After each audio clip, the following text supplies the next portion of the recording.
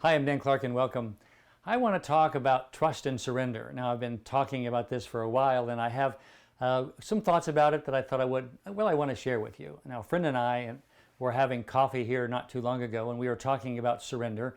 And surrender is a big word because when you surrender to something, it means that you lose the control that you thought you had. When someone is holding you up, you surrender to them, right? And we are surrendering often in different areas of our life and we have no control. That law of surrendering is difficult sometimes to figure out because, and even to get into, because surrender means that we are not able to have an effect on the outcome because we're surrendering to the outcome. It's that unknown. This friend and I were talking about God and we are talking about in the unknown, we don't know, so we're surrendering to Him.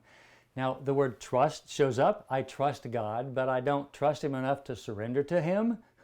Not long ago, I was at a meditation event, and at that event, I had volunteered to have a brain scan, an EEG, while I was there. And so during one of the sessions, I was fitted with this EEG material machine, and probably about 2 hours I was there while they were scanning my brain for its brainwave activity. EEG is the electrical activity that happens in your brain. And we got done with that, and the guy that was there, I just loved him to death. He said, "You know, Dan," he said, "you have a lot of intellectual activity." He said, "Here's what my advice to you would be, to practice surrendering more." You know, what was funny about that is that I do have a lot of electrical activity in my head. I really do. I'm very thoughtful, very intellectual. And so since that day, I have been practicing this idea of surrendering. And to me, trusting God, but surrendering to Him means that I stop trying to figure it out. It doesn't mean that I don't know what I want or don't know what I want to do and don't think things through, but it means that I am trusting or I'm surrendering to the unknown. You know, I'm surrendering to the unknown. A good example would be if you're standing in front of someone and they're behind you, you can trust them to catch you, but you don't know if they're going to catch you until you surrender to it.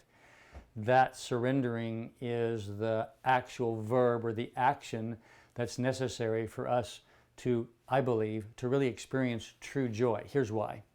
When you are trusting, which means that you are thinking that you want things to go a certain way, that is somewhat of an intellectual exercise. But when you're trusting with surrender, that means that you're actually putting all of your unknown activities into the trust that things are going to work out and just letting it have its way. And at the end of surrender, when you land and they catch you, oh my, there's such joy in that, because then you've practiced to not worry about it and to not try to figure it out. That's what this relationship with us, with ourselves, is about. So that's kind of what our relationship with God is about, is learning to surrender. I hope you're surrendering well. I hope this is meaningful to you, and I hope that you practice surrender in a different way. Again, my name is Dan Clark, and thank you for spending time with me today.